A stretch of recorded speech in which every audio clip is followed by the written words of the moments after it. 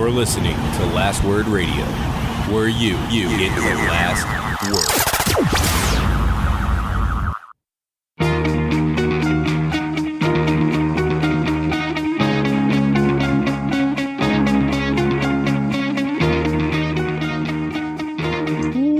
Welcome to the Fourth Line Podcast, part of the Alberta Podcast Network, powered by ATB. This is February the 25th, 2019, Trade Deadline Day. With you today is myself, Carl, the always wonderful Joel. Oh, hey, yeah, you can't see my... I was waving. This is, we're using a new recording software this week. Still video, still requires audio, though. Whatever. Don't even worry about it. And 3 years. And Trade Deadline Nick. Hi, that's too bad. I was just going to hold up signs to communicate with you guys the whole time. Well, there's a rumor that this is recording video. We could just put it up on YouTube and say, hey, if you want to see the show this week, we're miming the entire thing. Oh, yeah, great. Just sitting here in my pajamas. Well, that's the best attire out of the three of us right now. So. Wow. My plain blue t-shirt is taking great offense to that. I assumed a lot about what I couldn't see, Joel. This is your second last episode, so welcome. Might be my last. For those of you who want to, I know we've had some people, before we get into the craziness of Trade Deadline Day, I want to say, if you have a message you wish to send to Joel, next week is his going away party on the show. So if you want to record an audio message, if you want to email us something, at Fourth Line Podcast on Twitter, mail at thefourthlinepodcast.com. You can send us an email. Send us your goodbye message to Joel, and we will see what we have, how we're going to handle that. But next week, it's Joel's last until he's back. But apparently that'll be never at this point. Okay, then. So I was just quoting you. That's fair. I was gonna say though, I'm also making us change our recording schedule because I'm going to the Leafs game in Calgary next week. So it's very true. It's very Joel of me to on the last. I'm quitting the show. I'm leaving, but also for my last episode, you guys have to move it because I'm busy, which is why you're leaving. So, yeah. The Leafs game is not the reason why, though. Although I'm very sad about the Leafs right now. Well, and we'll get to all of that maybe we won't get. Maybe it has nothing to do with today. However, before we get to any of that, people who do not make us sad are the fine folks at ATB. They are the official bank of the Fourth Line Podcast and the official bank of the Alberta Podcast Network. ATB.com/hockey is where you can find out why we love them so much, all the ways that they are involved in community. If you have a child, or you are a child who plays grassroots hockey in Alberta, ATB is a big part of that. And if you want to support a community or a bank that supports your community, you should head on over there. Select ATB as your bank. Switch. You will not regret that. Trade deadline. Lots of things have happened. We have a ton to get to. We have, unless something crazy happens throughout the course of the show, and we managed to get through I have a list of 19 trades. I don't think we're going to get to all of them. We went through them. It's probably not going to happen. It's a lot of trades. I don't think we want to get through all of them. Well, and that's already the pared down list. So, like, for example, there's we've scratched out Keith Kincaid. Keith, I'm sorry, you haven't made it, but Nick has it's award season, right? Yes, yesterday was the Oscars? It's been a long day, friends. Yesterday was the Oscars, yeah. I didn't watch them, but they were on. I didn't either, because I've realized, like, I love musical award shows, movie award shows. They don't even show clips of the movies. I want something. Spoiler alerts, though. A lot of those, yeah. So, but we have our own award show coming up here. We will be presenting our cases and our awards to teams, to players. General managers have been lining up all day, clamoring to know who would win what award on the Fourth Line Podcast. Nick is our official host. Unlike the Oscars, Nick has not done anything to remove himself as the host of this award show. Not that you know of. Not yet. Just don't go looking back through my Twitter feed. On it.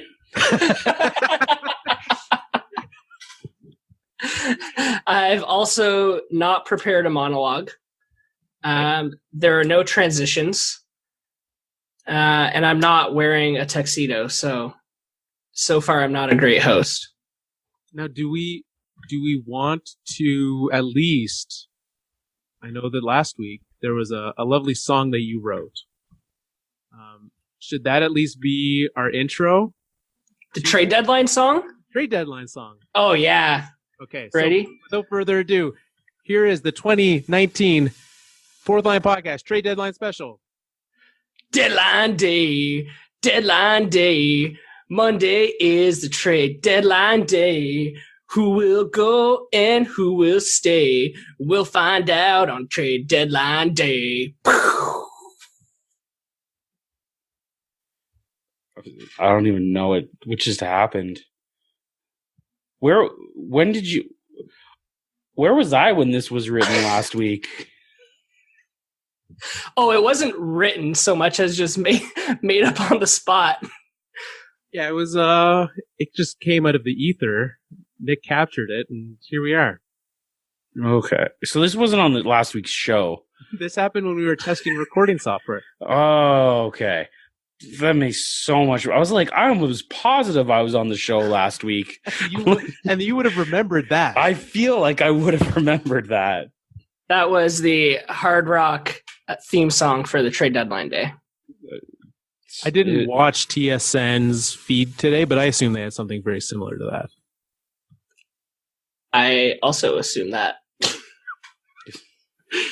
Well, I watched zero trade deadline coverage today, so I wouldn't know. I don't think I missed anything. So, anyways, what's the first award we have on the docket, Nick? All right. First award. We're going to start big. I want to know who you guys think is the biggest winner. Which team was the biggest winner on trade deadline day? Oh, if I'm going biggest winner. Team. Which team was the biggest winner? Team. I want to say, like, obviously, Columbus did a lot this week, right? They got Matt Duchene, Zingle, Keith, McQuaid. So, like, from what they added, but I don't think that they're a winner, even though you added the most pieces. I'm going to go with probably the Nashville Predators are my selection for biggest winner. No, I'm switching it up. Vegas, Mark Stone. See, I was kind of teetering between Vegas and Nashville as well. What do you think, Joel? It was Vegas. They didn't even have to give up a first-round pick for Stone. Like, that guy might be really good, but he also might be really bad. What, you mean Stone or Lindbergh? No, not Lindbergh. The main piece. What's his name? Brandstrom. Yeah, he's probably going to be good. He might be great. He might not be good. But, like, you traded for Stone and signed him for 8 years. Well, and that's the thing, is the fact that they managed to negotiate that contract already and didn't give up the first. Because that was the big thing, right? Ottawa was always saying, if you want to talk to him, it's going to cost you more. Apparently not. Yeah, I don't get how they did it, but that seems like a win to me. That said, as much of a tire fire as the Ottawa Senators have been, when you look at the collective haul of what they got, considering the fact that all those gentlemen were leaving anyways, they did well for themselves this deadline. Oh yeah, but they can't. So. Yeah, they can't ever be a winner though. I don't think. To quote Joel yesterday, and to change it, not yesterday, last week. You don't deserve fun if you're a loser. You don't deserve biggest winner if you're a loser. And so, the Ottawa Senators, as the losers, they did well for themselves, but I wouldn't call them biggest winners. Agreed. All right. Let's go to the next one. I'm ready. I'm fired up. The next one is the opposite. Who is the biggest loser at the trade deadline? I got this one teed up. There's no question on this one. Okay. Let's hear it. Calgary. That's even close. That's exactly what I was thinking. It's not even close. You are arguably the best team in the Western Conference, and you are going to go into the playoffs with Mike Smith. That is your plan. That is the worst plan I've ever heard of. With everyone around them bulking up. It's like, I didn't think they needed to add a forward. I didn't think they could have added a D-man, sure. There wasn't a whole lot of D-men that were moved today. Like, I can't even really think of anyone. Like the biggest name was Muzzin, but that was like 2 weeks ago. Yeah, there wasn't a whole lot of defensemen on the move. Montour was the only. Yeah. Right. So but like, I cannot imagine there was not a goalie on one of these non-playoff teams that a team was willing to move for basically nothing, because that's what goalies get traded for. And like, it boggles my mind. Yeah, you look at what Calgary had and what they gave up, or what they would have had to give up. They were rumored to be in the Mark Stone contention for quite some time. Didn't end up with that, which is fine. I think, they didn't really have as much of the prospects. They didn't want to give up Valimaki, presumably, in a trade. But you look at the biggest need, which is in net, and now, there wasn't a lot, but the Flyers were selling everyone. The Flyers gave up Wayne Simmonds. You think you could go to the Flyers and be like, hey, like, we have Brian Elliott back for a puck. Like, I would rather have him. Like, just add another piece in the same way that Columbus, they added Kincaid, which is like, whatever. But that's just a third goalie to have around, whereas Calgary is not in a nice situation. This is the third time Kincaid has been mentioned on this. I think they probably could have gotten Jimmy Howard for pretty cheap. And he would have been a good option for them. Yeah, I would have supported them. I'm not the biggest Jimmy Howard fan. And Nick knows as well as anyone what Jimmy Howard can bring, but he's bringing it this year, though. That's the thing.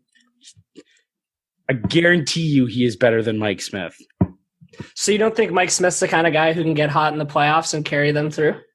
Any goalie can, but how about you get one that's more likely to? Sure, he could, but what are I would like the chance. It's like, who's more likely to get hot in the playoffs, Tuukka Rask or Mike Smith? Both of them could. It's true. So I get me a goalie that is more likely to get hot in the playoffs. And I think that Smith is either going to succeed spectacularly or fail spectacularly. Nice. I don't think there's going to be a middle ground. They're going to live and die by him, I think, in the playoffs. And that's the thing. And like, I think I also don't buy this two goalie thing in Calgary because isn't Riddick playing almost as much as Mike Smith? And so, and like, it's just, I don't understand it. They lost so badly. Like it's not like they were a fringe playoff team. Like, they could be lining up to play a wild card team, and they're going to play a wild card team with Mike Smith, and you can lose that series because he can give up 6 goals a game. And then you have to hope that Riddick can come in, or Riddick on the other hand, right? Riddick's played fairly well this year, but he's incredibly unproven, right? I'm pretty sure he's been awful since January. Well, I think since the new year, he's been really bad. Flames have had a very similar season last year where they were better than they were at the start of the year last year, but they hit the trade or the All-Star break, came out hot mess. Yeah. I don't know what Calgary does during the All-Star break. I guess they get to leave Calgary, which is a hit. They go and have fun, and they come back and they're a wreck. So maybe next year, when you go out for the All-Star break, Flames, like, just stay at home. Don't do anything. Yeah, I just don't get it. They're such a good team. Like, they are such a good team, and they just decided, no, we're going to go into the playoffs with this goalie tandem. Kind of feels like they tried a little too hard to go after Stone. Yeah, and they didn't need him. Yeah, I agree. They didn't need a Stone. They didn't need a Simmonds, because I think I was listening to the radio just before, and I think Friedman was on the Calgary station, and he was saying they swung around for Simmonds too, and I was like, they didn't need either of these guys. Mm. Like, yeah, you're happy. Like, if they had added Stone, would have been thrilled about it. Like, as a Flames fan, but oh man, they needed a goalie. All right, so Calgary Flames, biggest loser. Congratulations on your award. You will not get an acceptance speech. Okay, next award. Before we carry on to the next, what would have the price been for Jimmy Howard had he gone? Like Ken Holland was saying a first round pick, but he also came out and he said, we're not going to talk to him about a contract extension until after the trade deadline, which means I'm willing to negotiate. Like, I don't know, second, third round pick. It wouldn't have cost much, I don't think. I bet you if someone had come along and given a third round pick and like a B to C level prospect, they would have been like, yeah, that sounds like a good idea. And we'll sign Howard in the offseason if we really want him back. Which they would do anyways. Like, that relationship's strong. Yeah. It would not have taken much, I don't think, to get Howard out of there. No, not at all. All right, Nick. What's okay. Next award, biggest spender. This one's pretty obvious. It's Columbus. Yeah, it's 100%. They don't even have any draft picks left. Yeah, it's Columbus, and it's not even close. Like, they make the play early in the week. I was actually surprised how early the Duchene trade went down. That was the 22nd, Friday, Duchene trade happened. And yeah, traded 2 firsts in that one. I guess conditional on the second one, but 2 firsts on that one. And then gave up 2 more picks in the Dzingel trade. So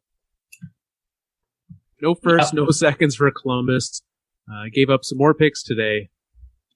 And then they gave up a pick for McQuaid and a pick for Kincaid, and it was I almost put Columbus, if it wasn't for what the Flames didn't do, which is everything, I almost put Columbus as the biggest loser, because like you're all in on this season. Oh yeah. And you're trying to prove to Panarin and Bobrovsky, and now apparently Duchene and Dzingel, they're like, hey, you should stay. We're a team that you want to be with moving forward. Panarin and Bobrovsky are gone. I think that's a done deal.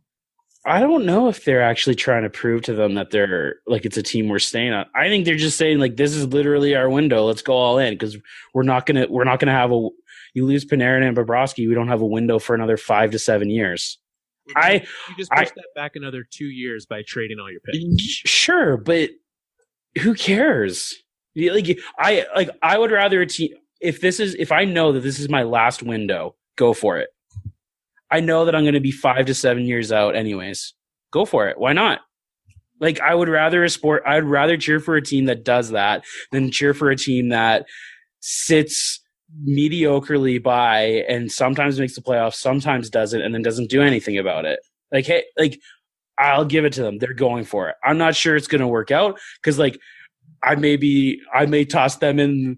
Like, I'm guessing what is it? Team that's going to regret all the moves.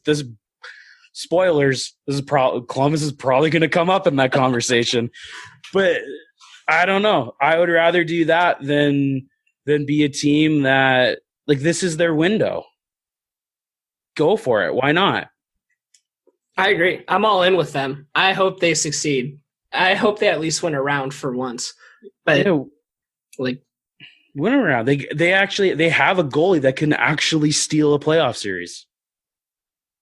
They have guys who can score goals. Go for it. Why not? It's probably a terrible business move or not. I don't actually know if it'll be a terrible. It's a terrible like futures move. Sure. Next 2 years down the road, it's a terrible move, but go for it. Because what happens if you make the playoffs this year and you didn't go for it? Anything can happen. Side note, they're also only 1 point from being out of the playoffs. So. Yeah. I think, but are you going to say you think this team is going to miss the playoffs now? No, they are not a significantly better team, but they are definitely a better team. Yeah,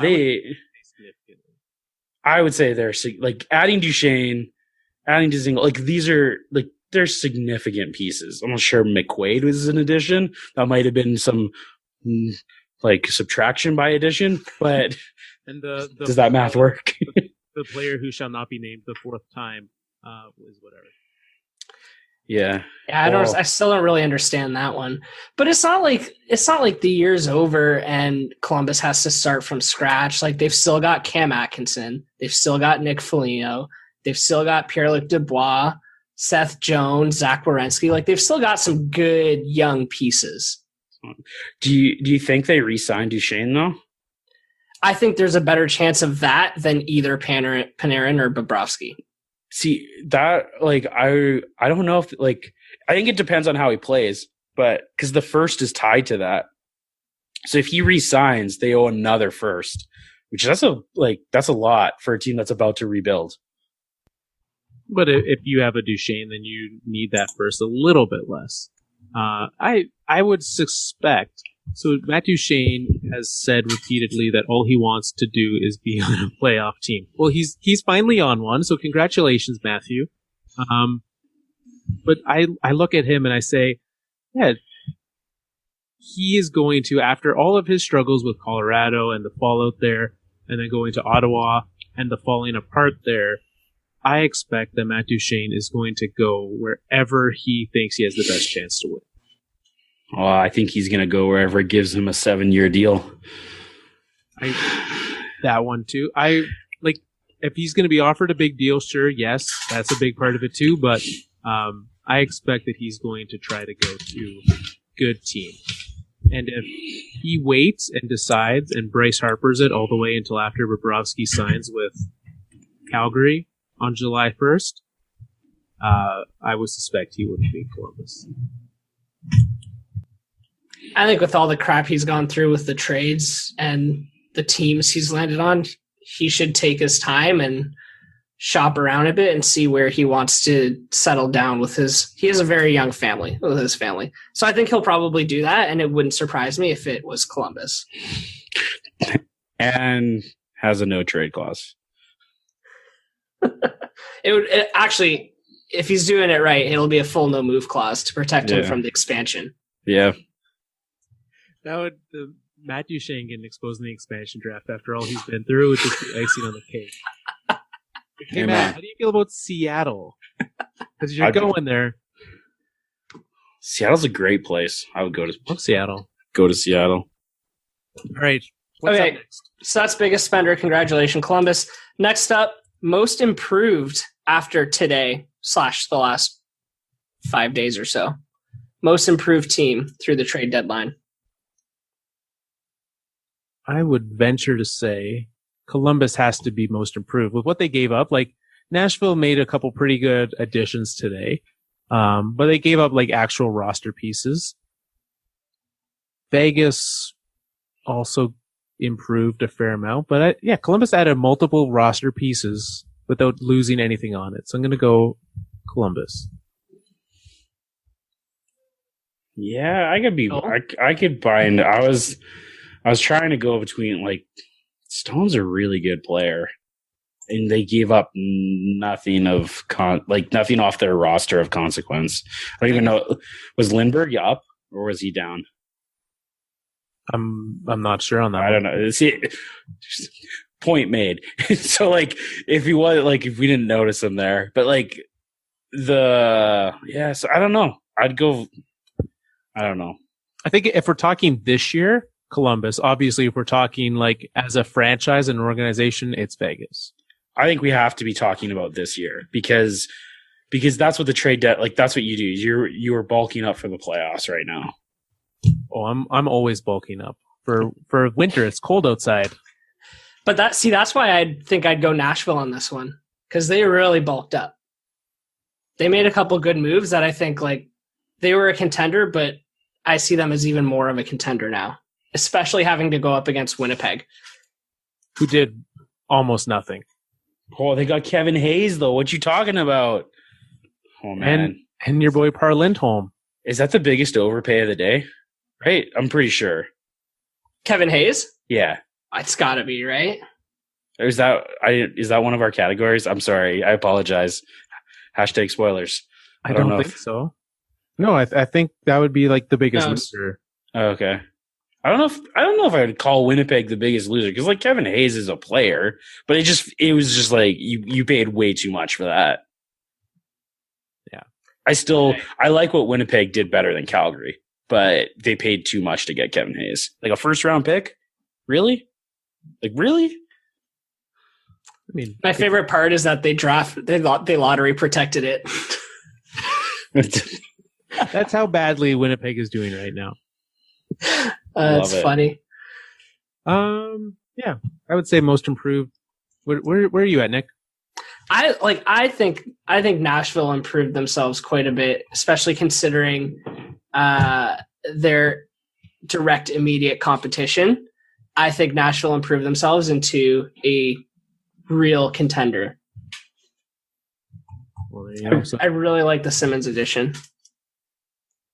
So we've got a couple Nashville. Am I the lone Vegas on this one, or not Vegas? Columbus? Yeah, got a Vegas, a Columbus, and a Nashville. I don't know if I made a decision between Vegas or Columbus. I could be swayed on either one. It's one of those two, though, for me. If I have to choose, I'm going to go with the team that got the best player. That seems like a smart idea. Yeah. So that is Vegas. Come on down for your second award of the night, Vegas. I wrote that in the wrong line. Okay, next one is biggest surprise trade. Ooh. So I'm gonna kind of be homerish on this one. I was very surprised by the Derek Brassard trade with Colorado. I was expecting them to do like a trade of like essentially this. I was expecting them to make a move for like a minor move for a forward, and that was that. So, but I didn't expect it to be Derek Brassard. I think for me, Dallas, and I know it's terrible now, the fact that Dallas made a move for Zuccarello, who is now out for a month. But I would say that would probably be my biggest surprise. I did not expect Dallas to be the ones giving up. You know, they gave up a second and a third for him. That's a moderately steep price for a team that isn't that close to being the team. Joel? I think I was leaning Montour to the Sabres. That was mine too. It just kind of came out of nowhere. Like, yeah. And I would not have picked the Sabres. Like it made no sense. Like not that the trade doesn't make any sense. It's just kind of like just like, oh, okay. Two non-playoff teams made a somewhat significant trade that feels like could have been made in the offseason. Didn't really need to be made now, but okay. Like, yeah, and I can't think of really of any like direct quotes, but I feel like I've heard that Anaheim keeps saying we're not moving our top four. Like, don't ask about the top four. And then they ended up moving Montour. Like, I just was not expecting that. And they got a first for him. What's the condition on it? The draft pick will come from either San Jose or St. Louis, both owned by Buffalo, based on the final order of selection in the 2019 draft. So whichever team ends up lower is probably the one that Anaheim's getting. So from that, yeah, and that was a fine return. It was, but I agree. That's probably what my pick should have been. I know you have both made it already a win for the Montour trade, but I'm moving my pick there. We're making it unanimous. Because that was like you heard all week that there was rumored moves with Buffalo on defense, but it was like, are they moving out Ristolainen? Are they like who is leaving, who is staying, and to add and not take anyone out was a bit of an odd move. It's kind of surprising. Does he have term on his contract? So he's got one more year, and then he's still restricted after that. So it's a good get by Buffalo. Yeah, I got him for a while. That's the thing. Like, it's not like I think it's a good little pick for them. It was just out of left field. Yeah, agreed. Okay, so Brendan Montour, probably the only award you'll win in the NHL. So there you go. Okay, next award. Wow. That's just like I heard for him. Okay, next award. The craziest rumor you heard today. What was the wackiest report or rumor that was out there today? Doesn't have to be from a verified source. Just the wackiest one that you've heard that you came across. You ready to hear mine? I don't know. It's obviously a Leafs one because obviously. Okay. So, and according to this source, it was actually talked about.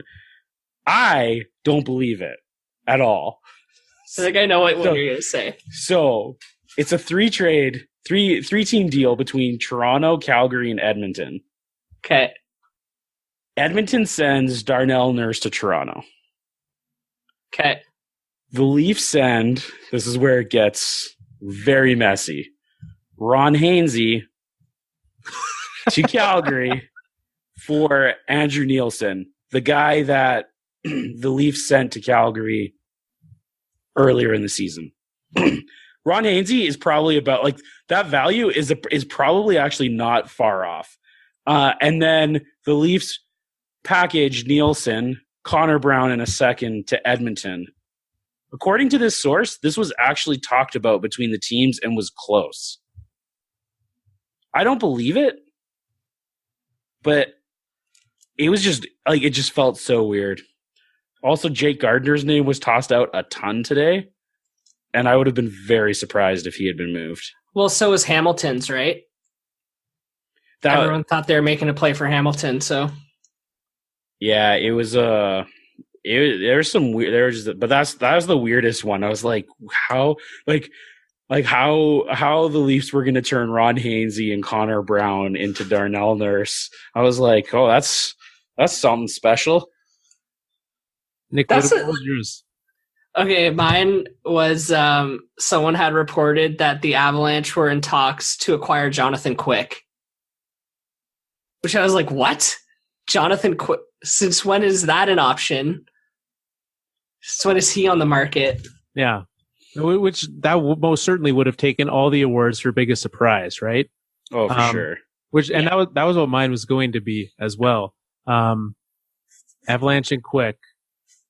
I don't know what you would give up for Jonathan Quick in that surely Varlamov would have to go the other way. Varlamov doesn't have term, so it would have been, I guess, some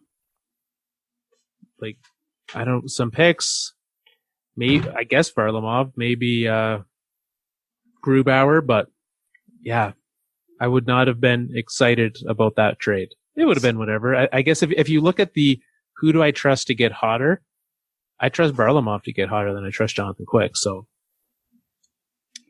trade deadline superstar Jake Muzzin just scored for the Leafs. Ooh, all right, because there's that Buffalo game. Yeah. Oh, what's the score? Tied at 1. Oh, okay. Well, there you go. Thank you, Jake Muzzin, for helping my fantasy hockey team.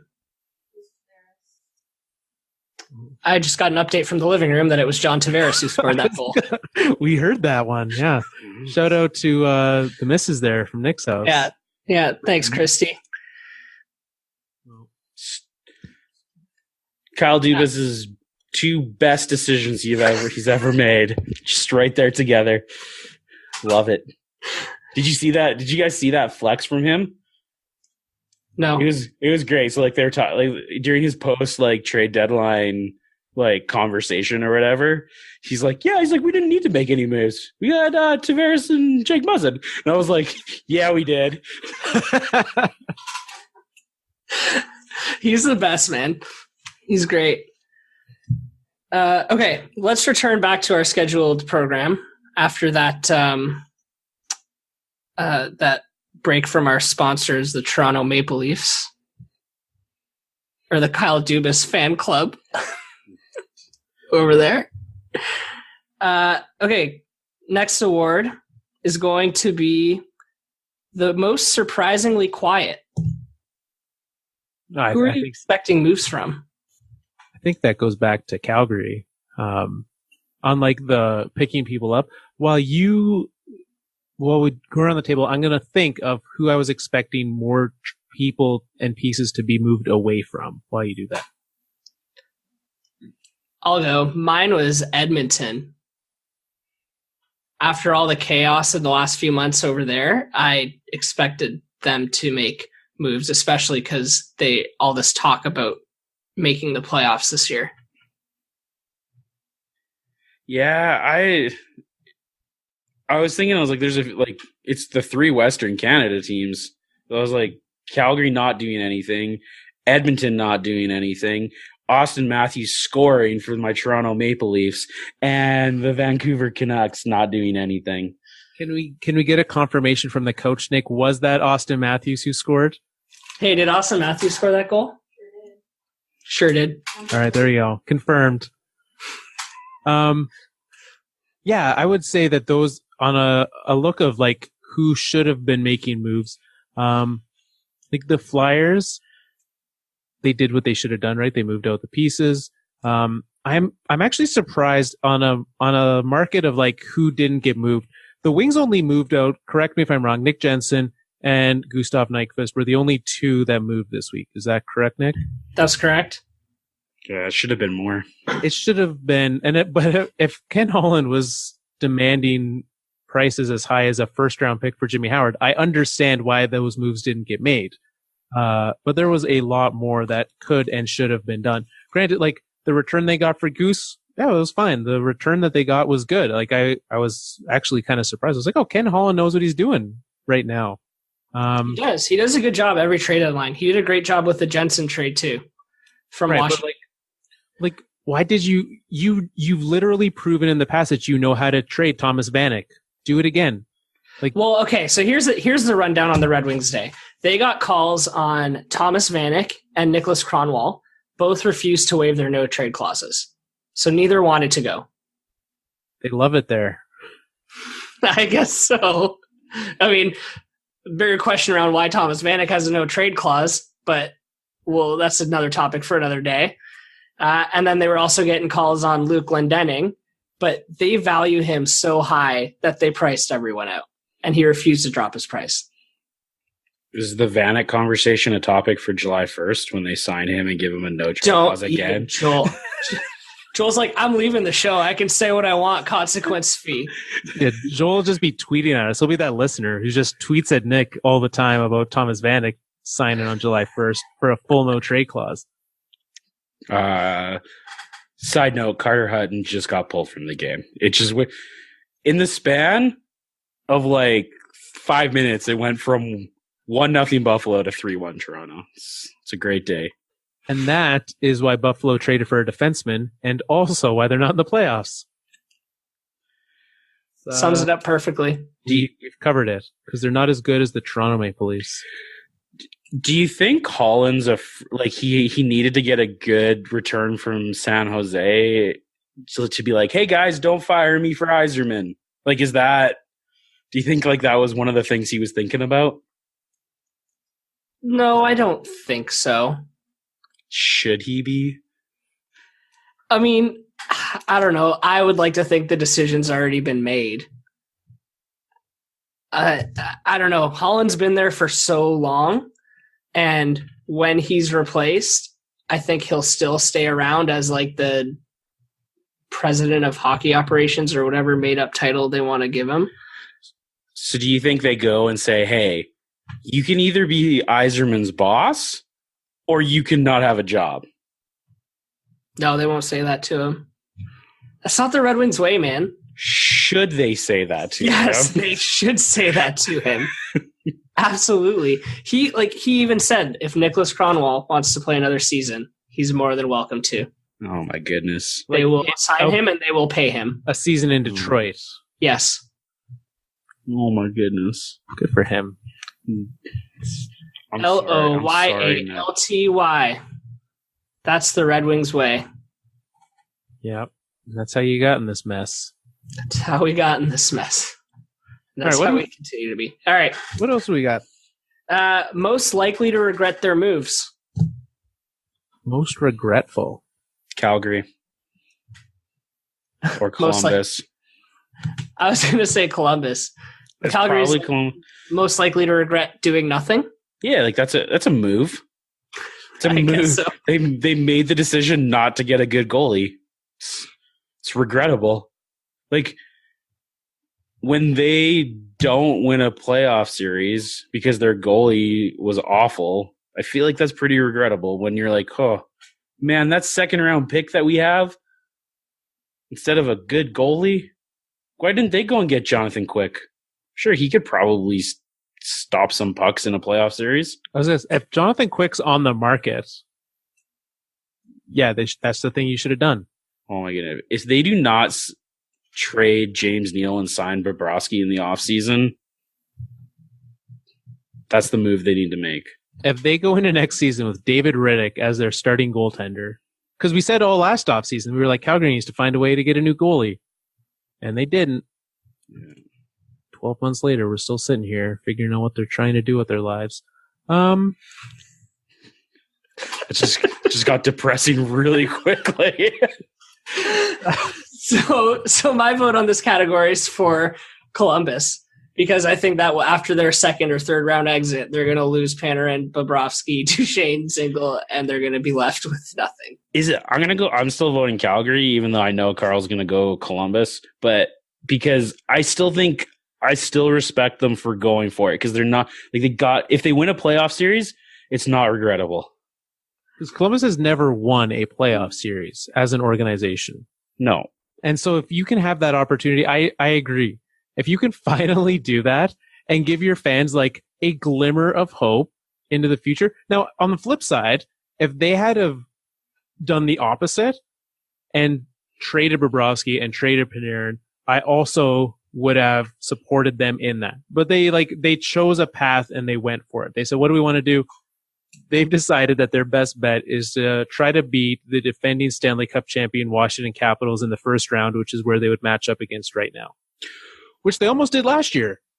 So, yeah, you're not all in to win a playoff series, though. You're not all in to win the first round. You're all in to win the cup. Well, I actually think there's a lot of teams that are just like out there to get to the playoffs. I feel like that's the strategy that you just get there. Anything can happen.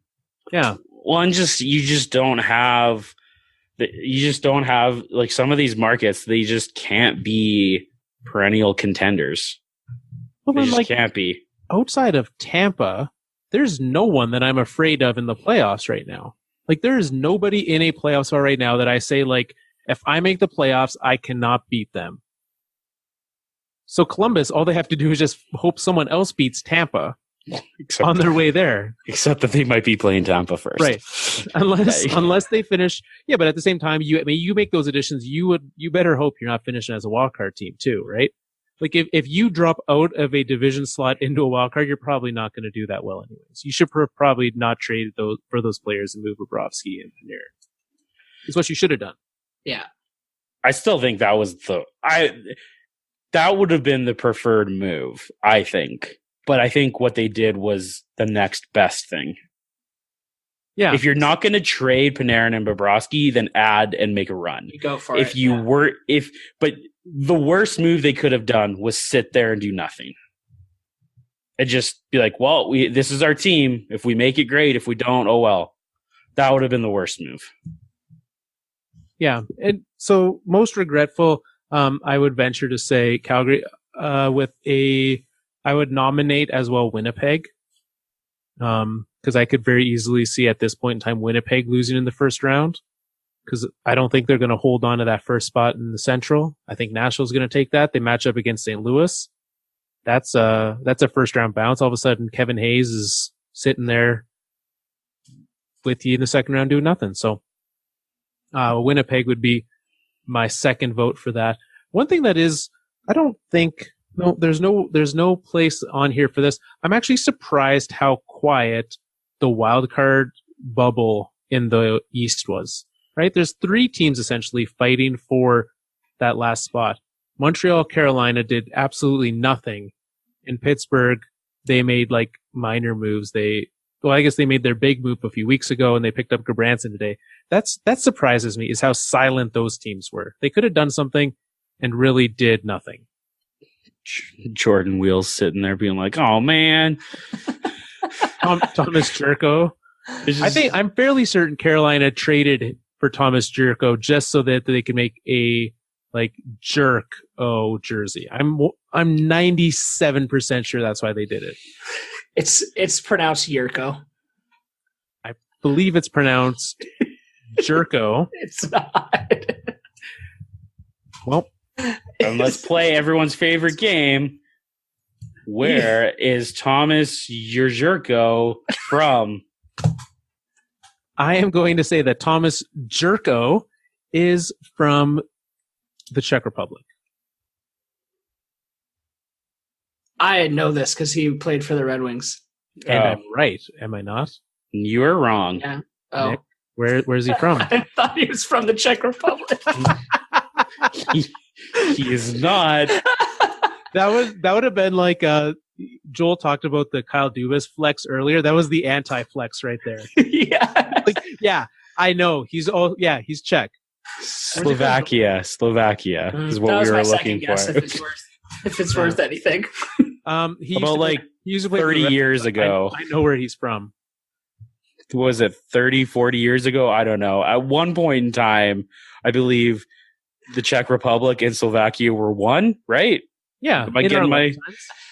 Yeah. So that's totally what I was thinking of. Nick is he's so old school in his ways that he still only believes in Czechoslovakia. that was in our lifetimes that happened? Yeah, I remember Czechoslovakia in the Olympics. Huh. I always thought that was a long time ago. No, we'll figure that out by the end of this episode. While Nick announces the next award, I'm going to do some Wikipedia history. Okay, this is actually, I'll leave that one for last. I got two more. Worst return. Who got the worst return on an asset they were selling? Oh, okay, because I was about to say Winnipeg, but I can't because they were buying. Yeah, that's the biggest overpay. That's one you threw in earlier. Right. So who got the worst return on an asset they were selling? I think Marcus Johansson should have gotten more than a second-round pick from Boston. No. That's mine. Marcus Johansson. Fair enough. You can both. Nick gave the inaudible, not nice face. Joel said no. But you can both disagree with me. That is my pick. Marcus Johansson. Because, Zuccarello got more than him. I think that's comparable. Zuccarello got more than him? What was the Johansson? Second and a third for Zook, and a second and a fourth for Johansson. I think that's about where Johansson's at. I was gonna say Michael Granlund. That's what I was thinking. I had a feel you were gonna say that. Stop it. How long have you been sitting on that one, Carl? I've been way too deep in Czechoslovakian history right now to really be able to sit on any puns. Can we just did the Canucks and the Penguins lose that trade? Can we just be yeah, you guys both lost that one? Why even do that? It's Gabranson might be the worst defenseman in the NHL. Does he have term? Yeah, he's got another year. Ugh. Maybe two. Maybe two. He might have two. I hope he has two. He has 2 years after this one. Hilarious. They'll be paying him and Jack Johnson. That's not nice. Why does I forgot that Jack Johnson's contract has 4 more years on it. Oh, that apparently they're going to be playing together. You just double down. Just could not be they are both they're both AHLers at this point. When you look at zone starts for a team, if they have anything less than 60% offensive zone starts, Pittsburgh's made a huge mistake. Yeah, that's so. I don't know if that like I don't think that fits the category that we're talking about. But I was just as I was looking at trades, and I'm like, I think Vancouver. Actually, I think Vancouver wins that just because they're the team that didn't end up with Gabranson. Yeah, they're paying slightly less for Tanner Pearson than they are. That seems better. Yeah. So have you guys given your votes yet? No. For what? I heard Granlund. I heard Granlund for Minnesota was a shockingly low return. Yeah, that's what I think that's the worst one. All right, there we go. I don't even know who Fiala is. Where were you guys January 1st, 1993? January 1st, 93? I don't know. Probably in Calgary. Yeah, I would have been in Calgary as well. Didn't know Joel at that time, but I was in Calgary. If you were in Czechoslovakia, you would have either been in the Czech Republic or Slovakia at that point in time because that is when they split. Interesting. There you go. In our lifetime. In our lifetime. And what year was Thomas Jurko born? He would have been probably before that split. He probably would have been, I guess not. I don't know. Did they retroactively update to say, wow, 3 days before? He was just born in Czechoslovakia. So I was right. We were both right. No, you said Czech Republic. Well, I didn't know that I had the option to pick a different country that doesn't exist anymore. Well, he might have very well been the last person born in Czechoslovakia. We don't know that. I don't know the birth rates. Maybe that's why the country split. Maybe they were so people being born that they went the December 29th, 30th, 31st. Thomas Jurko, the last Czechoslovakian. Not another baby. That's the last thing we need. That's it. It's over. Split it up. And that's why they called him. His name actually wasn't Jurko before. It was something much less offensive. But they were like, you know what? This has caused such strife. You are the ultimate jerk. Thomas Jurko, that's your name. Yeah, that's history. The real reason is probably not something that we should be joking about. Yeah, probably not. It wasn't a war. I think one side of the country had a lot of money. The other side of the country had very much less money. The Czech Republic's GDP was 20% higher than Slovakia's. So they were sending money from the Czech Republic to Slovakia. And they stopped that, and then eventually they just decided, look, we're not giving you money anymore, so let's just end it. Huh. Tell me more about that. No, don't. Let's move on. I kind of want to get Joel's thoughts on that. I really have no thoughts about any of this ever. All right, so worst return, Granlund. Yeah. All right. Last one. This is like the like leading actor award because it's for an individual player. Which player was the biggest winner? Oh, this is not close. I don't think so either. This isn't even close. It's Mr. Stone. Like, we going from Ottawa to Vegas and a lot of money, and you're not in Ottawa anymore, and you're in Vegas, and you have a lot of money. Yeah, I wanted to say in Ottawa. At the start, I went because there was a very strong chance. Like Mark Stone was like he was being moved to a playoff team today, right? Like there was zero chance. I would say 2% chance that he was not being moved. But I looked at Wayne Simmonds, and I thought that there was a fairly significant chance he wasn't moved before the deadline, and in that regard, I would have said that he could have been the Win Simmonds of today by actually going to a playoff team that I think has still the best chance to win the Western Conference. Boo. Nobody. I wish the listeners could see his face because he's so proud of himself. Now, Nick asked how long I have been sitting on that one for approximately an hour. Yeah. But Mark Stone getting 8 years for 9.5 and out of Ottawa, that's a win. Okay, well let's say there's no extension. Is that hypothetically? Is that a win for Stone? Yeah, because you left Ottawa. Is he the biggest winner? Yes. Because Ottawa is the worst place to be right now. Yeah, I would say even from like a happiness, like the person that you feel the worst, like I saw Bobby Ryan. I was watching the Flames and the Sens on the weekend, and Bobby Ryan, Nick's looking around like, why are we talking about Bobby Ryan? Yeah, where's this coming from? Why are you watching the Flames and the Sens? Like, there's so much wrong with this conversation.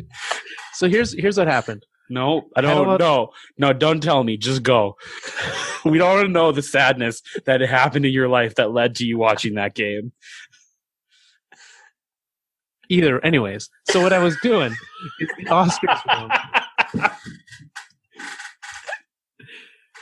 And I didn't want to watch the Oscars, and so I put on some hockey. That was all that was on, and that's what I did. So I watched them, and I almost got to watch the Flames lose to the Senators. I got very invested in a Senators win at that point in time, just because I like to watch the world burn sometimes. Anyways, that's how I got there. So Mark Stone is the biggest winners. There were a few winners for players, but he is the biggest for sure.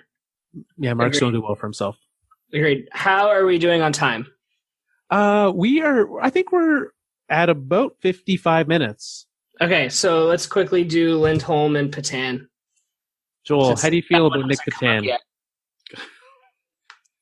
I don't even know who this person is. Lindholm was playing very, very awful, though, so that's a win. It's a win, because the biggest win is Trevor Moore gets to play. That's the win. He's a good hockey player. The biggest loss was us not trading Connor Brown. I was really excited when like his name was out there. I was like, seriously? Someone's just going to give us like an 8th round pick for him? Seriously? This is amazing. 8th round pick. Well, it just doesn't exist. The Leafs are going to have to make some moves soon. Either Brown or Zaitsev. Or both. Both of them are gone. And it's amazing. There's just like legitimately there's like reports that there are teams that are like, yeah, we'll take Zaitsev. We'll give you something for him, which again boggles my mind. So let's do it. I'm happy about that. Nick Petan was a guy that I was very excited about when he got drafted, and then he did absolutely nothing with his career. So yeah, he kind of fizzled out, eh? But he was a big name for a while. Yeah, well, like he came up, he had 32. Oh no, that's in the AHL. He had seasons, but he had coming his last year in junior, he had a big old season in Portland, and I think we saw what he did at the World Juniors and had a great showing there, and that's the World Junior bump that everyone gets, and Nick Petan got that for me. Yeah, I don't know, he's whatever, and now he's a Toronto Marley forever. Yeah, there you go. No, he'll take Lindholm's spot in the press box. Him and Justin Hall. Yeah, probably. And Igor Ozhiganov. There we go. All right, should we pick some high sticking games? Oh yeah, that's the thing we still need to do. I guess we can skip the elimination station, which will be back next week for Joel gets to pick the team going in next week, maybe. Yes. Maybe we'll give him that honor. Maybe so we won't. Excited. No. Well, we can give it to him, but we'll still argue about it. We'll just maybe still salty about you making me hold out on LA Kings. I already know what I'm going to do. Oh, jeez. There's no way this can go well. Here, there's a great collection of games on Tuesday. There are multiple playoff games happening, and I'm excited for all of them except for like one.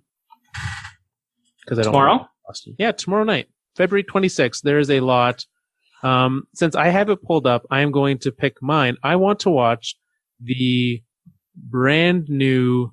Well, I don't know. Okay, it's Pittsburgh, Columbus, or Nashville, St. Louis. Nashville, St. Louis. Yeah. All right.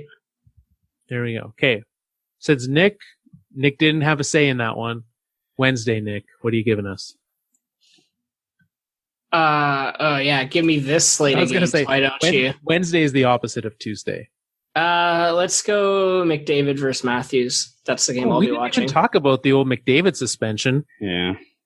Where was the time, Carl? Stupid McDavid. Yeah, you sure you're gonna go? You sure you're gonna go Toronto on Wednesday? Because we have to go Toronto on Thursday. Oh yeah, let's go Toronto on Thursday. That's better. So Wednesday, like I don't know, Tampa, New York.